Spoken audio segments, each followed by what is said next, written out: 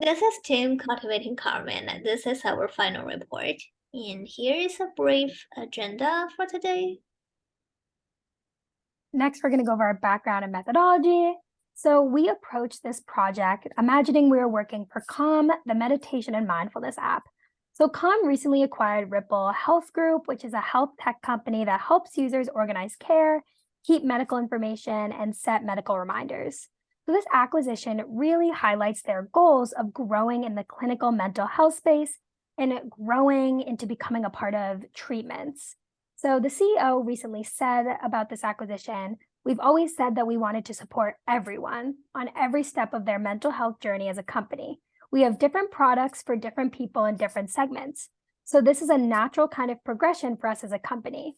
So in order for Calm to support everyone, they need to understand how the unique needs of individuals with ADHD so that they can help them form meditation and mindfulness routines.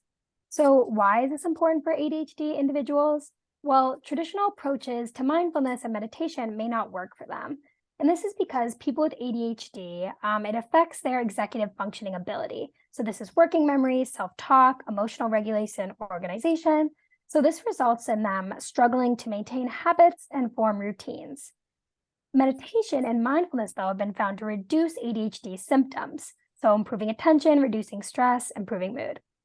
However, meditation and mindfulness are more effective when done repeatedly in a routine. So overall, there is this disconnect here between an effective form of treatment and individuals with ADHD having the capacity to maintain that treatment routine. So grounding ourselves in the research and the knowledge of what the business needs are, we set out with these research objectives.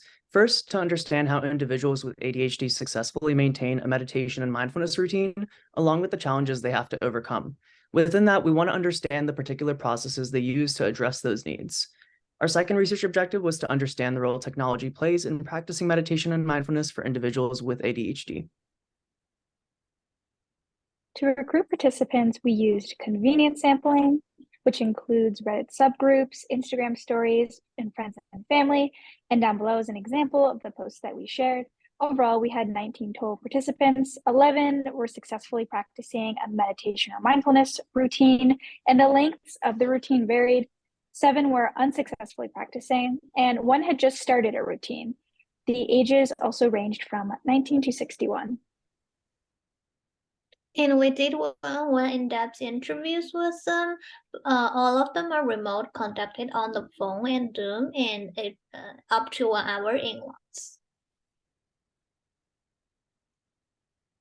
So now we will present our detailed findings. This section is about findings of research objective 1.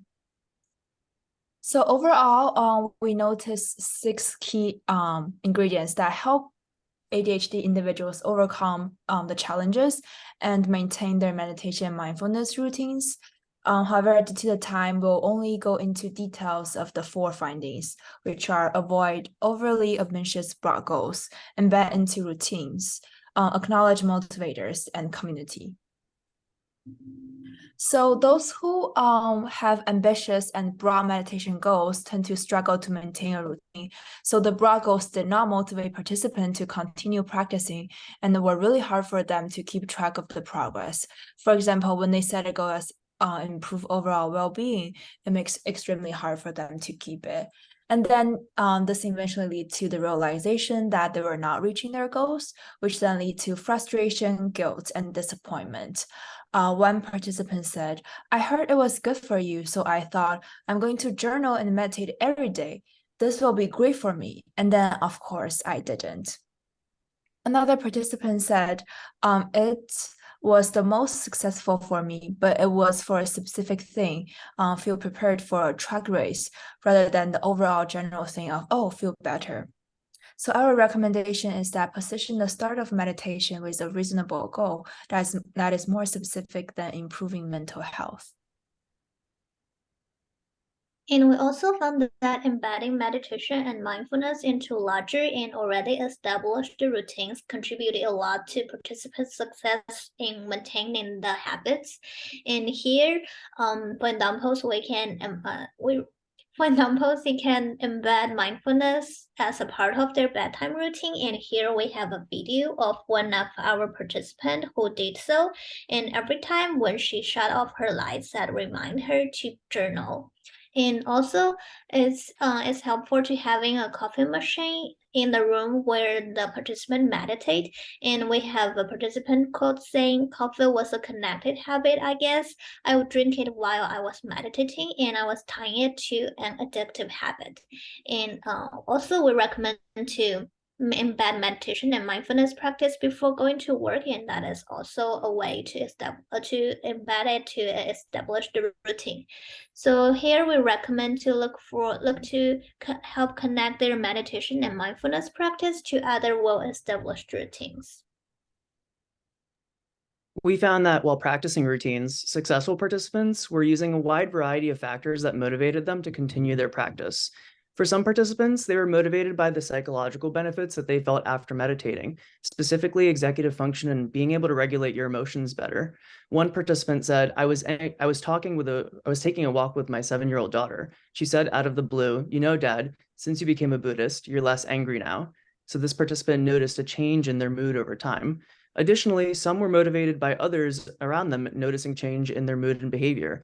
Some participants used coaching groups where they were paired up with other people who kept them accountable to their routines, and they found that's what was able to keep them going in their routines. Others talked about how they were motivated by a sense of accomplishment of keeping a routine.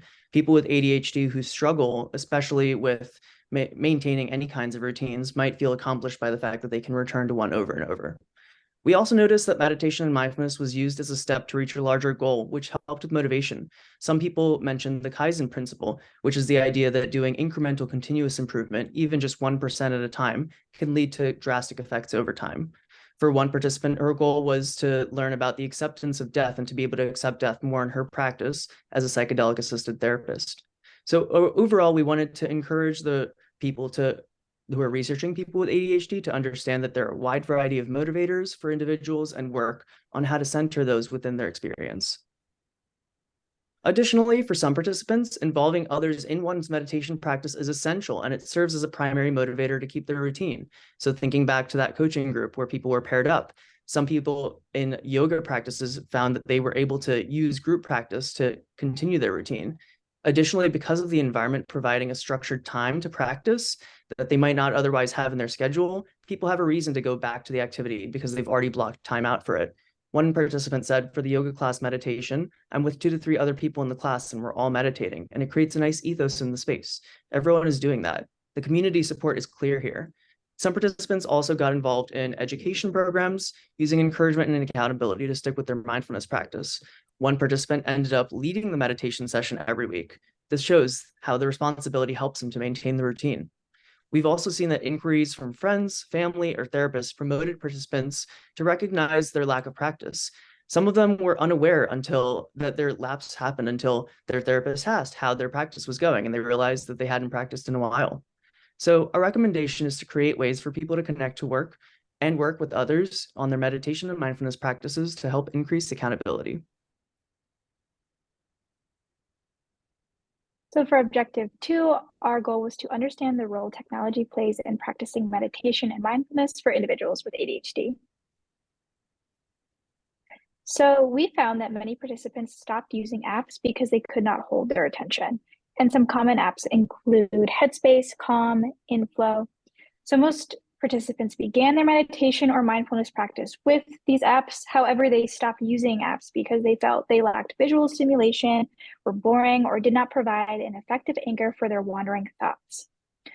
Although the apps sent reminders and monitored streaks, they didn't provide sufficient motivation for most participants to persist with meditation. In fact, some participants felt annoyed with the notifications at the same time every day. And one participant shared, "You can change the settings in the app so a bird chirps for reinforcement while you meditate, but the noise is actually kind of distracting." So this quote shows an example of how some of the app settings, notifications, or reminders ended up being distracting rather than reinforcing or helpful. So overall, our recommendation is to look for other ways to increase focus and anchor participants through self-management strategies such as tracing with fingers. We also found that participants use technology in various ways to aid their meditation or mindfulness routine. So some participants used apps to stay organized and set reminders. So some things that they mentioned were Google Calendar, tick sheets, Alexa timers, and even the smell of coffee from an automated coffee machine helped them remember their routine. Some participants use technology for sensory control and mitigating distractions. So for example, noise canceling headphones really helped with sound distractions. Some participants use technology to stay engaged and interested in their practice as well. So for example, Muse Headband provides real-time feedback on brain activity, and you can see the spikes on the graph show where that participant was distracted during meditating. So this was helpful for them staying engaged. So overall, our recommendation is to expand competitor research beyond apps or look for potential partnerships to promote habits. Next, we're going to go into recommendations and future research. So here's a summary of all of our recommendations, but a takeaway we want to highlight is to remember to consider individuals with ADHD while creating new features to ensure ongoing implementation of accessibility. And for future research, we recommend to dive deeper into the app experience to identify key pinpoints for individuals with ADHD. And also, we suggest to consult therapists and mental health professionals to see opportunities where the app can better supplement individuals with ADHD and also apply more intersectional frameworks to the study of individuals with ADHD and other identities. And that's our report.